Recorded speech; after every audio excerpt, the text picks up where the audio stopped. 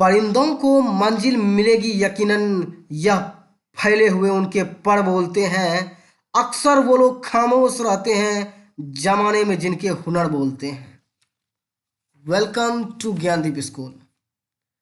Dear student, today I am going to teach you subject geography for class 10th। Chapter name agriculture. It means कृषि। आइए, ये chapter SST का है और इसमें एसएसटी में प्रॉपर जो आपको डिस्कस करने वाले आज हम हैं वो है ज्योग्राफी। और क्लास 10th का जो ये एग्रीकल्चर है, देखिए ये एग्रीकल्चर जो है आपको इकोनॉमिक्स में भी पढ़ना पड़ेगा और ये आपको ज्योग्राफी में भी पढ़ना पड़ेगा। बस थोड़ा सा फ़र्क है ये कि एग्रीकल्चर जो आप पढ़ रहे हैं इसमें जो आप देखेंगे खेती के बारे में किस तरीके से किया जाता है, कहाँ पर किस तरह का एग्रीकल्चर होता है, एग्रीकल्चर कितने टाइप्स के होते हैं, उसको किस तरह से किया जाता है। बट आप जब इकोनॉमिक्स में देखेंगे तो इकोनॉमिक्स थोड़ा उनका डाटा बेस रहता है, उस डेटा को भी याद करते रहना है। तो वो इकोनॉमिक्स का जो होगा एग्रीकल्चर, तो इकोनॉमिक्स से डेटा बेस पढ़ाएंगे, उसमें बताया जाएगा।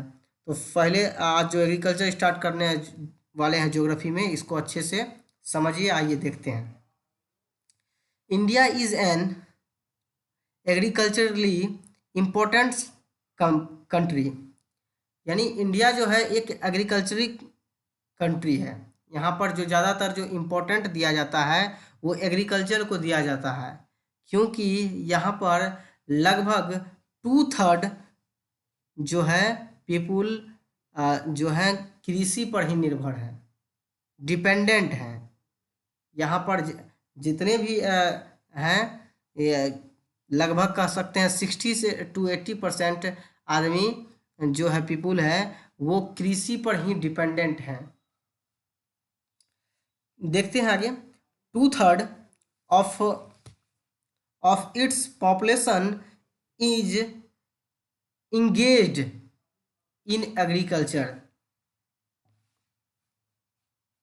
इंगेज्ड इन एग्रीकल्चर एक्टिविटीज़, यानी कहने का मतलब है लगभग 60% आप रखिए यहाँ पर पीपुल इंगेज्ड हैं यहाँ पर एग्रीकल्चर यानी खेती में ही ध्यान देते हैं यहाँ पर ज़्यादा, क्योंकि यहाँ पर ज़्यादातर सोर्स जो है यहाँ पर खेती ही है। और भी बहुत सारे सोर्सेज हैं, लेकिन यहाँ पर ज़्यादातर डिपेंडेंट जो पीपुल हैं वो एग्रीकल्चर पर ही हैं, इसलिए भारत इंडिया को कृषि प्रधान देश कहा जाता है। आइए और देखते हैं। Agriculture is a primary activity which produces most of the food that we consume. हम लोग जो जितने भी आदमी यूज करते हैं, खाते हैं, जो है सबसे पहले एग्रीकल्चर को प्राइमरी एक्टिविटीज़ में रखा गया है। और ये जो ज़्यादातर हमारे इंडिया में बहुत सारे तरह के फूड यहाँ पर प्रोड्यूस होता है, यानी उत्पादन होता है। बहुत सारे जो है तो खाद्य पदार्थ यानी धान, चावल, गेहूँ, मक्का, यहाँ हर एक तरह का अलग अलग प्रकार का, यहाँ अलग अलग टाइप्स का यहाँ पर फूड यहाँ प्रोड्यूस होता है। चलिए आगे देखते हैं। Type of farming. अब देखेंगे कि टाइप ऑफ फार्मिंग कितने टाइप के होते हैं, फार्मिंग उसको किस तरह से किया जाता है, कहाँ पर किसका नाम क्या रहता है। चलिए आइए देखते हैं। Agriculture is an age old economic activity in our country, यानी एग्रीकल्चर बहुत पुराने ज़माने से जानते हैं कि चलते आ रहा है।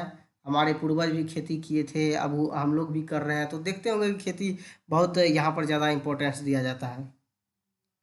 और ये हमारे इकोनॉमिक एक्टिविटी को भी अपने कंट्री में बताता है कि किस तरह से हमारा जीडीपी या ग्रोथ रेट हमारे कंट्री का क्या है, क्योंकि हमारे देश से भी बहुत सारे जो फूड हैं वो दूसरे देश में भेजा जाता है। चलिए आइए देखते हैं आगे। Over these years cultivation methods have changed significantly depending upon the characterize of physical environment, technological know-how and Seiko culture practice.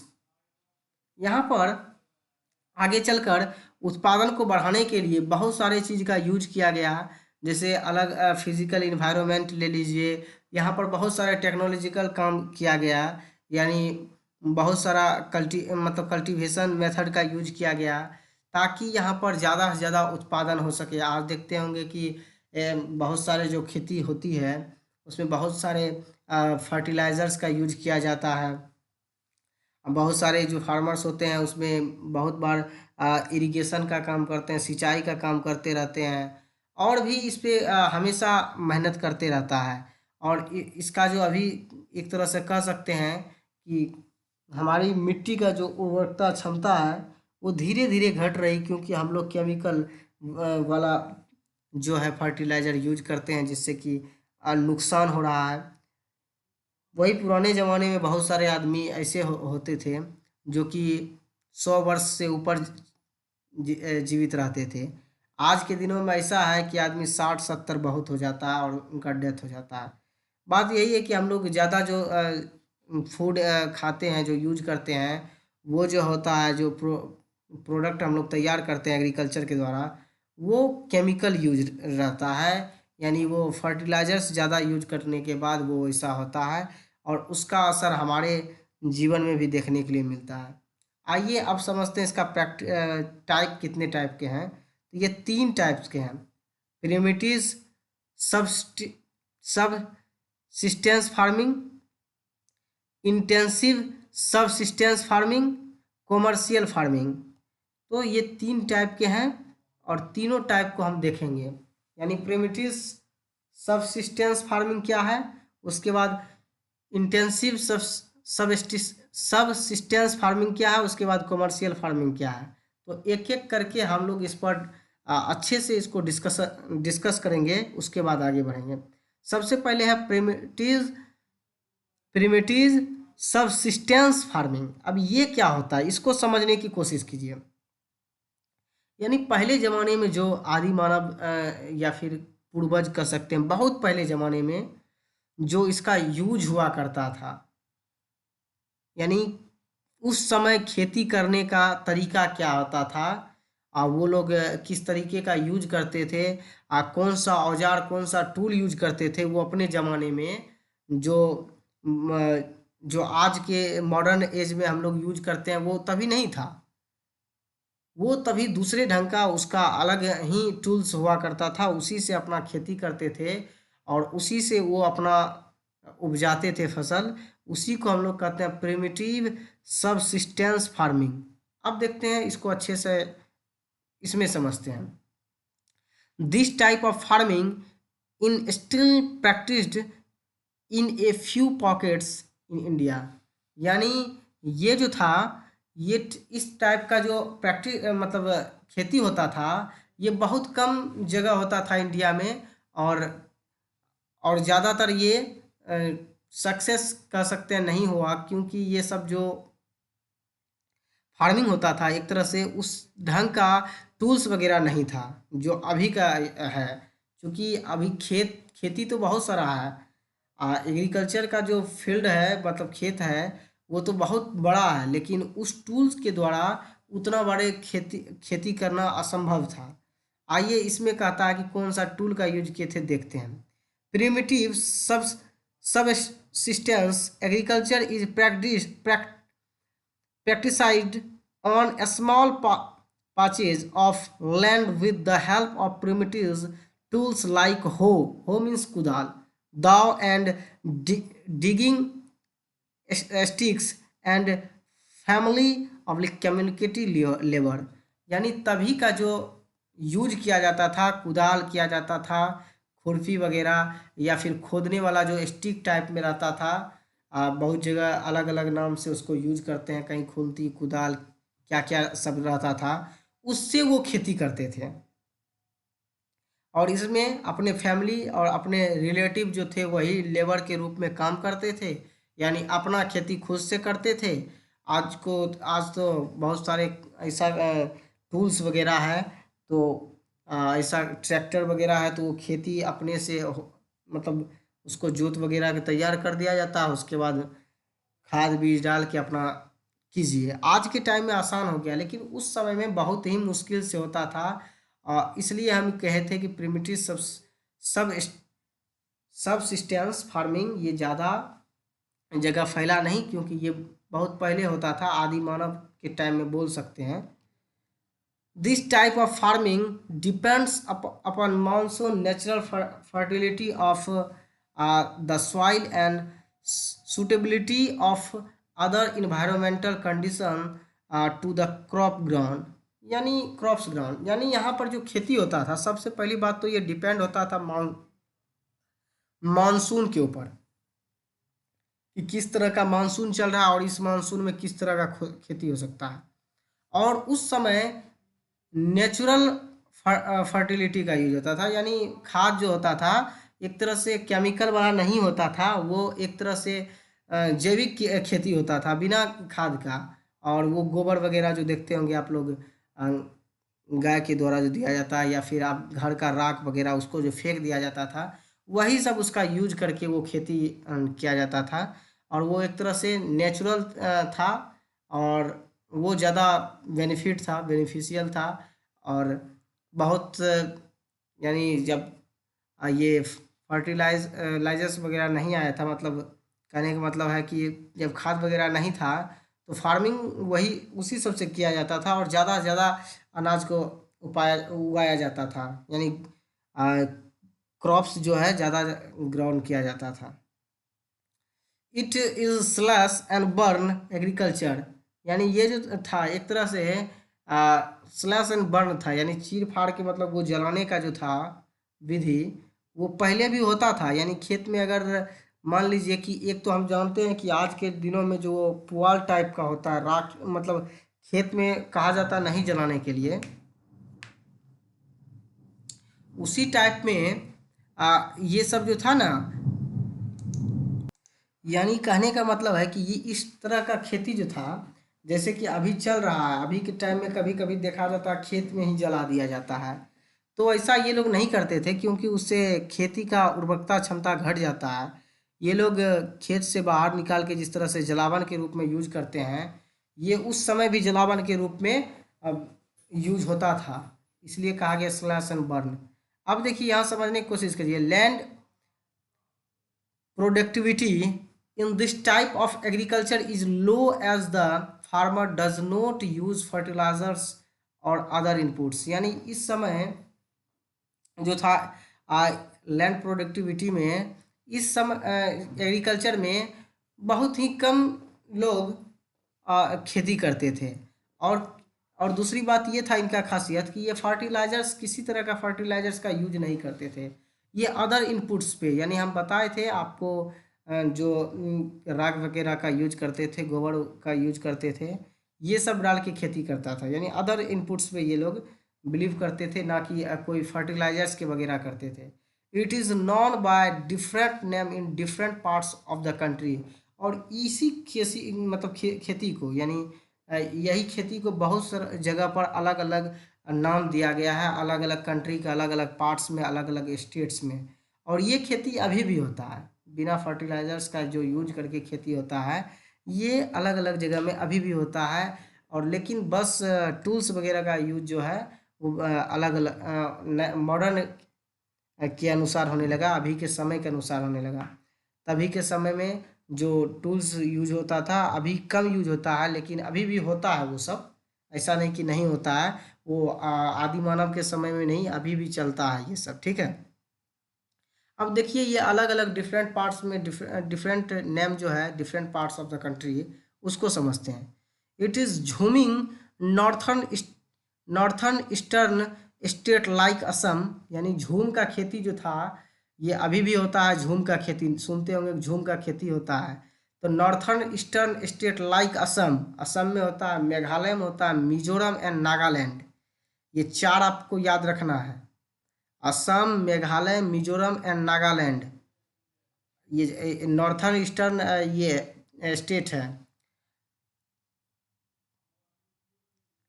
पामा पामलू, ये जो है आपका एक नाम दिया गया है। यहाँ झूमिंग कृषि नहीं है, झूम का खेती नहीं है, यहाँ दूसरा नाम है। पामालू इन मणिपुर, दीपा इन बस्तर डिस्ट्रिक्ट ऑफ छत्तीसगढ़। ये समझने की कोशिश कीजिए। पामालू जो है ये मणिपुर में नाम से जाना जाता है। पमालू इन मणिपुर, मणिपुर में इसको पमालू के नाम से जाना जाता है। दीपा इन बस्तर डिस्ट्रिक्ट ऑफ छत्तीसगढ़, और ये दीपा के नाम से जाना जाता है। झूम की खेती जो होता है ये छत्तीसगढ़ में होता है, जो डिस्ट्रिक्ट का नाम है Bastar district and Andaman Nicobar island. यानी दीपा जो है ये बस्तर डिस्ट्रिक्ट छत्तीसगढ़ में और अंडमान निकोबार आइलैंड में वहाँ पे जाना जाता है। और पमालू जो है मणिपुर में, और झूमिंग जो है नॉर्थर्न स्टेट असम, मेघालय, मिजोरम और नागालैंड। यहाँ पर अलग अलग नाम से इसको पुकारा जाता है, इसको बुलाया जाता है। चलिए अब देखते हैं थोड़ा सा झूमिंग कृषि क्या है, झूमिंग फार्मिंग क्या है। सबसे पहले देखते हैं, ये बहुत बड़े एग्जाम, बार बार एग्जाम में भी पूछा जाता है, इसलिए आप ध्यान से देखें। Jhuming the slash and burn agriculture is known as milpa. ये स्लैश एंड बर्न कृषि भी कहा जाता है झूमिंग कृषि, क्योंकि इसको कभी कभी खेत में ही आग लगा दिया जाता है और वहीं पर उसका जो चीर फाड़ होता है, कटाई छटाई, उसके बाद जो बच जाता है हिस्सा उसको खेत में ही आग लगा के छोड़ दिया जाता है। तो ये सिस्टम अभी बहुत ही ख़राब चल रहा है और इससे हमारा जो है प्रोडक्शन धीरे धीरे कम हो रहा है खेती में। इस पर हम लोग कंट्रोल कर सकते हैं जब ये सबको ऐसा ना करें। चलिए समझते हैं आगे। तो यहाँ पर कह रहा है कि the slash and burn agriculture is known as milpa. ये इसी स्लैश एंड बर्न एग्रीकल्चर को मिल्पा के नाम से जाना जाता है in Mexico and Central America. यानी मध्य अमेरिका और मैक्सिको में मिल्पा के नाम से जाना जाता है यही झूमिंग की कृषि को, खेती को। कोनुको इन वेनेजुएला, वेनेजुएला जो है साउथ अमेरिका का एक कंट्री है, वहाँ पर कनुको के नाम से जाना जाता है। और रोका इन ब्राज़ील, ब्राज़ील में रोका के नाम से जाना जाता है यही झूम की खेती को। और मासोले, मासोले इन सेंट्रल अफ्रीका, यानी मध्य अफ्रीका में मासोले के नाम से जाना जाता है। लदांग इन इंडोनेशिया, इंडोनेशिया में लदांग के नाम से जाना जाता है।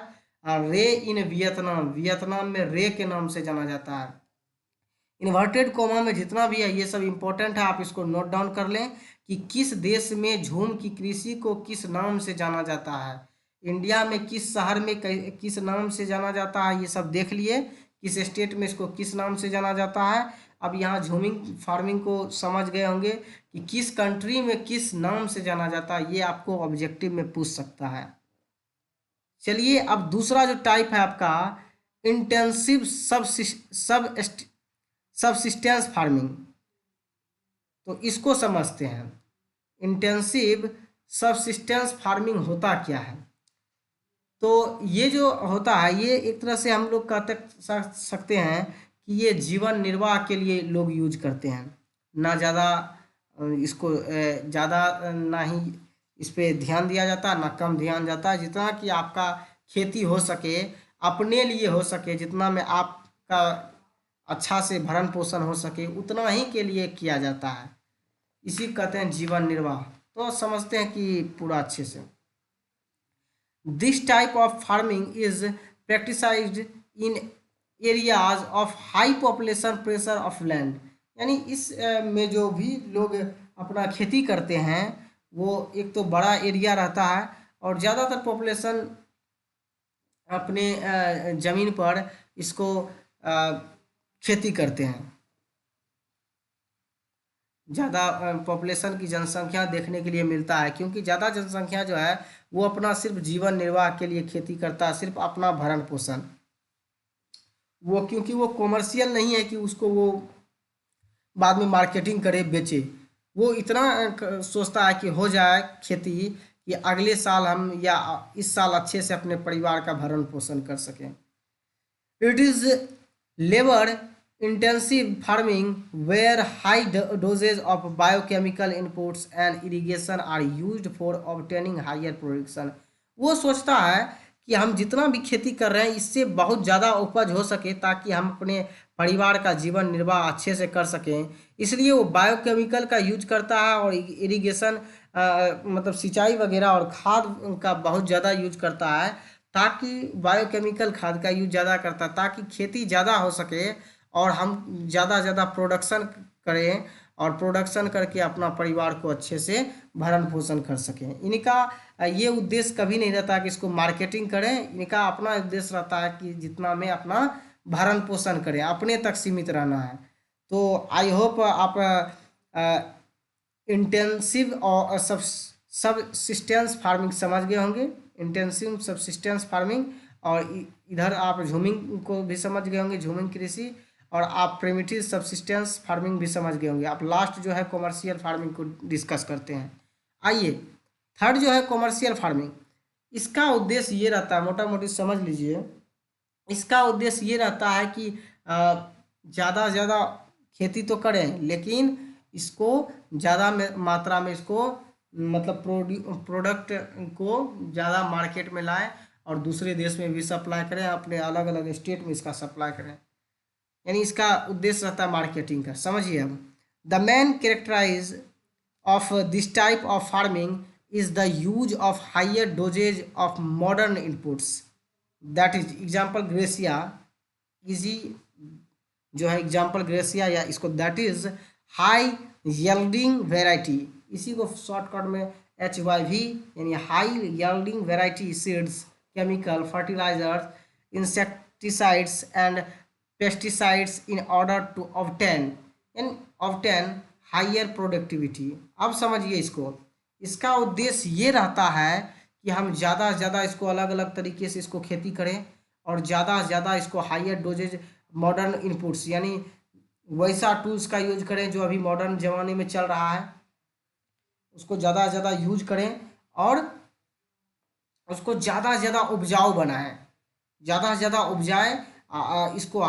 मतलब हाई क्वालिटी का इसमें केमिकल या फिर सीड मतलब बीज का उत्पादन करें, मतलब उसमें डालें, और जिससे कि और खाद जो होता है ये केमिकल फर्टिलाइजर्स होता है ज़्यादा से ज़्यादा यूज करता है, ताकि खेती ज़्यादा से ज़्यादा हो सके और ज़्यादा से ज़्यादा उपज हो सके, और इसको ये मार्केट में अच्छे से अपना बेच सके और ज़्यादा से ज़्यादा प्रोडक्टिविटी कर सके, यानी प्रोडक्ट उपजाए और बेचे। यही इसका उद्देश्य रहता है।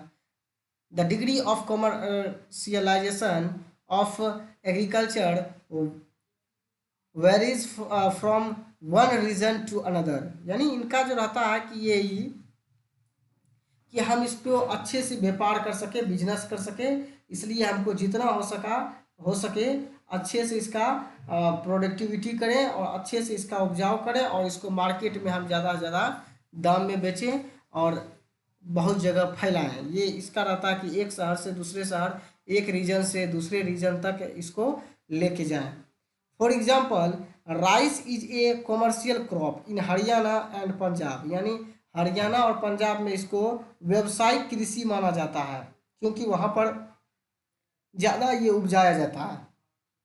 But in Odisha is it is a subsistence crop, यानी लेकिन उड़ीसा में कॉमर्शियल फार्मिंग नहीं, वहाँ पर सबसिस्टेंस फार्मिंग होता है क्योंकि वहाँ जीवन निर्वाह के लिए जितना हो जाए उतना ही में वो लोग खुश रहता है। लेकिन यहाँ का उद्देश्य पंजाब और हरियाणा का ये रहता है इसको व्यावसायिक कृषि बनाएं, इसको ज़्यादा से ज़्यादा हम उसको उत्पादन करें और ज़्यादा से ज़्यादा एक जगह से दूसरे जगह, एक स्टेट से दूसरे जगह तक भेजें और ज़्यादा से ज़्यादा लाभ कमा सकें। लेकिन इनका जो उड़ीसा सब में रहता है कि इसमें सबसिस्टेंस क्रॉप हो सके उतना ही काफ़ी है, जितना कि जीवन निर्वाह हम लोग का हो जाए, जितना कि खेती हो जाए कि जितना कि पूरे परिवार का भरण पोषण हो सके।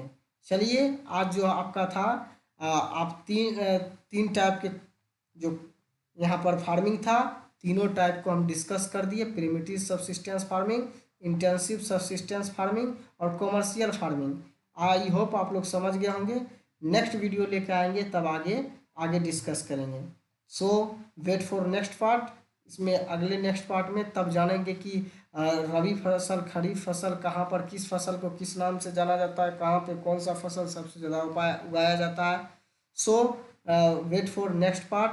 टुडेज वर्क फॉर यू, यहाँ पर 2 क्वेश्चन जो है आपको दिया जा रहा है, कोशिश कीजिए, ट्राई टू अगेन, कोशिश कीजिए कि बनाने का, नहीं बने फिर दोबारा अगेन ट्राई कीजिए, सोचने की कोशिश कीजिए, 1-2 बार और हो सके तो वीडियो देखिए और समझिए, क्वेश्चन जो दे दिया जा रहा है, describe the primitive subsistence farming क्या है, उस पर आप जितना अपने इट्स ऑन वर्ड यानी अपने वर्ड में जितना लिख सकें।